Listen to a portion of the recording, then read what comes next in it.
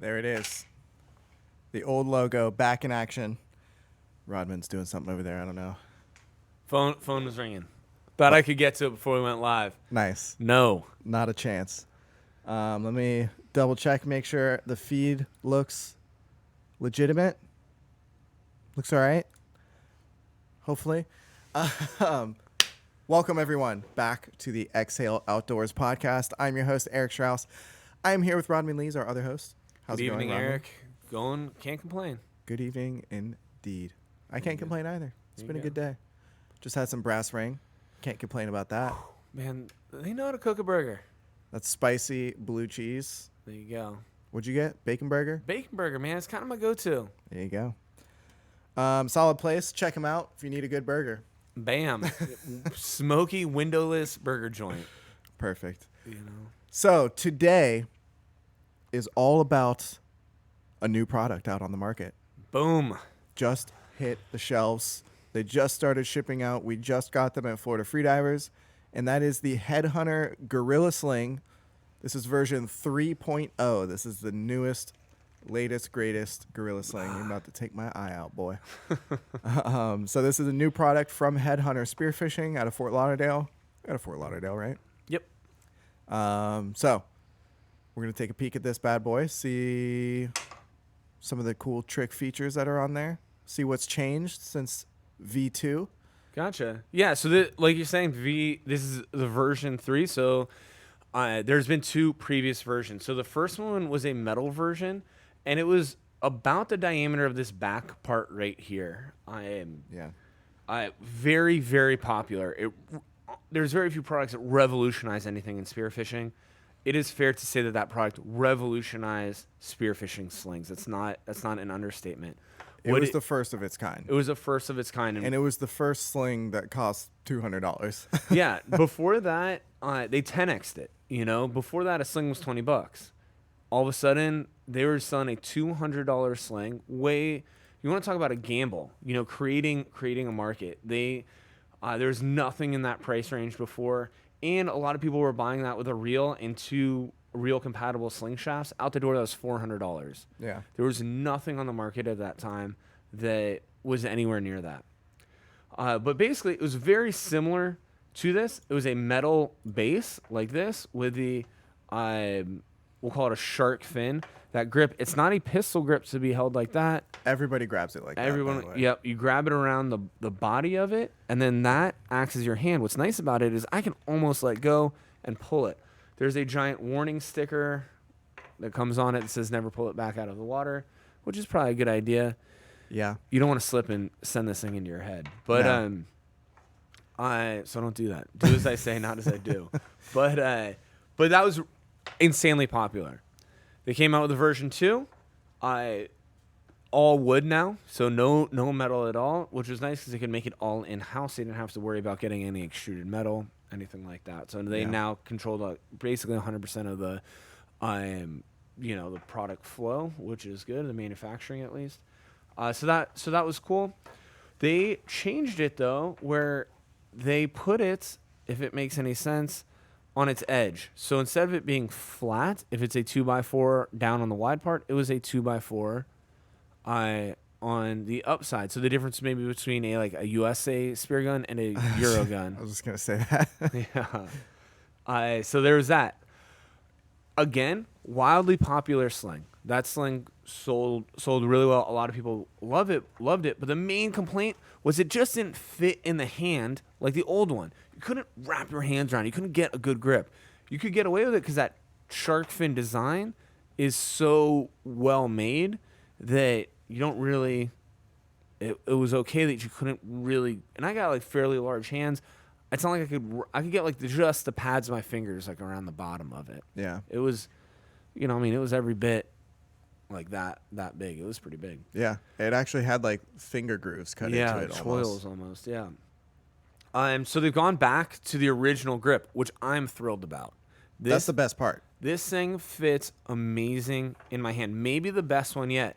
What I really like about it, my finger naturally just falls in line with that, which is what I try to do on my slings anyway, because it creates a natural point. We talk about shaft axis all the time on the podcast, and it's where's that shaft in correspondence to your hand? Well, with this sling, especially with my finger right there, they're very close. So I can point, and whatever I'm pointing at, that's where the shaft's going to go, hopefully. Yeah. As long as my anchor point stays the same, wherever my natural point is, that's where it's going to go. So instead of grabbing it all like this, I'll let my finger ride, and it's super comfortable to do that. Point it whatever I want to shoot, and let it go. Let that instinctual shooting go. It's similar to shooting shotguns or throwing a baseball. You're not aiming with a baseball. You're just sending it, and practice makes perfect with anything. Fully instinctual. And it smells good. It does smell like wood. It smells like teak. Teak oil. Oil. Yep. I got Which a is what? mosquito right in my face. Boiled linseed oil. Something like that. Sure. Anyway, BLO. a couple things that I want to touch on with this guy real quick. Just comparing it, since we're started off comparing it to the old ones. Stupid freaking mosquito, man. I see it from here, and I got a sneeze loaded up on deck too. Man, we're just a mess today, huh? Yeah, but we got an awesome product. So while you're working on the sneeze, No, I'm good. why? So we touched on why it was revolutionary, but we never really explained why. The bands go all the way through the sling. So instead of the slings being right here and you have to pull it, well, now you get way more band to pull. So it means that you can put a way thicker band on there and still be able to pull it all the way. I'm in my head, I would think that the greater band stretch that you would get from so there's a trade-off between wall thickness, the amount of rubber that you're pulling, versus the percentage of stretch that you're applying to it. Yeah. In my head, I would think that a thinner wall at a higher stretch would be better. But if you shoot these, in my head, that's what it is. When I try to do the math in my head, I am doing my little bro science. That's what I would think. But you put a big band on one of these, it shoots like nothing else. Yeah.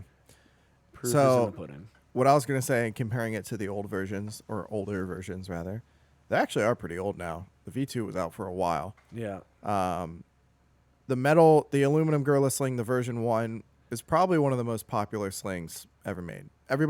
All the sling guys out there that have gotten into the Guerrilla Slings, it's pretty much widely accepted as one of the favorite slings out there. Is Yep. the version 1. Most of that, I think the reason that the version 2 was not as popular is because it wasn't as comfortable to hold, like you said. I think because it was turned sideways, your hand's actually farther off that shaft axis, so you get a little bit more torsion on your wrist, right, pulling back. So lowering that axis, you don't get near as much. It's the same concept as shaft axis on a gun, just applied in a different way. But I think what's cool about this is it brings back the feel of the original Guerrilla Sling with a whole bunch of trick features on top of that. So it's actually a little bit longer overall. So you're going to get even more band stretch. You got more band out in front of you. It's not much, but it's a little bit. The handle itself, a little bit bigger, so you got more purchase on there. And then what I'm surprised we haven't even mentioned it yet, but the bulbous bow on this thing.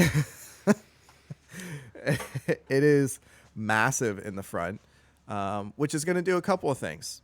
It's going to add more wood to that sling. It's actually probably going to float pretty well, especially that thing's pretty buoyant even with a reel on it. Or if you're really into hardcore sling spearfishing, like deep sling spearfishing, you can throw a freaking 50 or 70 meter reel on that thing and it will fit fine. It all the way around. Yeah. So I was eyeballing it today. The Aussie reel, woody reel, fits pretty much perfectly on that thing. I think that it's got to be designed for that, around that dimension. On Headhunter's website, they say it's like that so it tracks better through the water, but I've never had an issue tracking a sling, so I don't know about that. But you can fit a huge reel in there, for sure. which I think everybody traditionally runs a pretty small reel on a sling because you're only using it in 60 feet of water, let's say. And you're shooting fish at rock up mostly, like it's not really stuff that's gonna run on you. And if if you're really trying to step the game up and see what limits you can push with a sling, I think that's one of the first steps is having a sling that is easily compatible with a much bigger reel. For sure. Instead of a 25 meter, you can run a 50 or a 70 meter reel. No, I think that's a really good point. They also have a line release. You're welcome, Brad. And I mean that with all the ego. Because the sling that Eric and I designed, Brad got a look at and asked if he could copy it, and we said yes. And he's not even that he asked. I told him to copy it because I don't want to be responsible for making these things. And now we've talked about it before. Even if you go see the Florida Freedivers video, where we're talking, it's the Cat 5 sling is what we're talking about, which was, in my opinion, the first line release sling to ever be on the market. Yep. Sea Archer had a line management system, they called it, but it wasn't really a line release. The Cat 5 was the first mechanical line release sling that I've ever seen, like available commercially. Yeah. And I kind of the whole point behind it is, yeah, the idea was cool. It was fun to build. Like we made the little prototype and figured out how to make it work and so on and so forth. And it worked. But I ain't trying to like build 500 slings for people to buy, you know? And I kind of wanted somebody to maybe pick up on the idea and do it really well. Like exactly. Headhunter builds amazing products. And we had it on the I'm pistol excited grip. to see how this comes out. I like this way more than the pistol grip. Yeah. I like this way more than the pistol grip. I personally like pistol grip slings because that's what I've always used. Yeah. It's what I'm very used to. But I do love the Guerrilla design. I used the metal Guerrilla quite a bit. I still own one and still use it. And really, but I'm very excited to try this one out. Yeah. Now that I'm thinking of it, this isn't the Generation 3. This is Generation 4. Really? Generation 4. Can you think of the 4 Guerrilla Slings?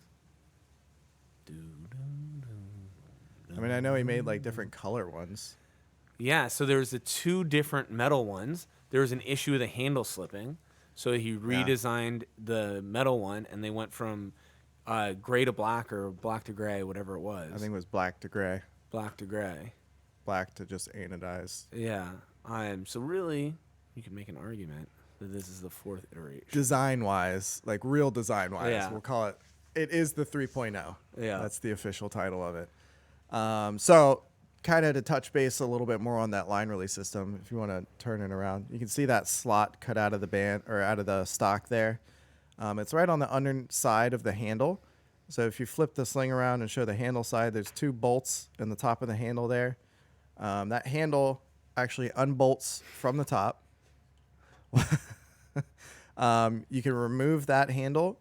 And my understanding is that there will basically be a drop-in system that replaces that handle with a line release incorporated into it that has something to do with that slot on the bottom. Now, this is fully unconfirmed. The Headhunter has not put out much information other than an Instagram story about this line release system. But I'm very excited to see how he implemented that into this sling. For sure. So so those are all things about it, and I think this might be my favorite sling on the market. I absolutely love this sling. What I don't like about it is from here back, it is gorgeous. Maybe the best looking sling I've ever seen. From here forward, it is so ridiculously goofy looking. It look like a guitar fish. It looks like a platypus shark. A platypus shark? Yeah, it is so... You need like 2 eyes up here. It is so weird looking. It is going to take a while. If I own this, I might just take it to the freaking grinder and just knock these things down because I would get tired of looking at it. And it might be like, oh, it like supports the reel a little bit more. The reel's just spinning. I'm not sitting there like cranking on the reel. I'm letting it run and I'm just breaking the reel and then pulling the fish in. So I don't know if it needs that much support. And on the woody reel, maybe because you're bolting, like the mount sits on the wood. But if you're using a dovetail, it's going to sit above the wood anyway. Yeah. To me, I mean, I've mounted a lot of Aussie reels. Yeah. More than I could count. Yeah. I don't think I've ever mounted one on something where it was fully supported all the way around. Yeah. You know, you're mounting them on a gun that's that wide. That's a good point. That's a really fair point. So maybe that's not what that...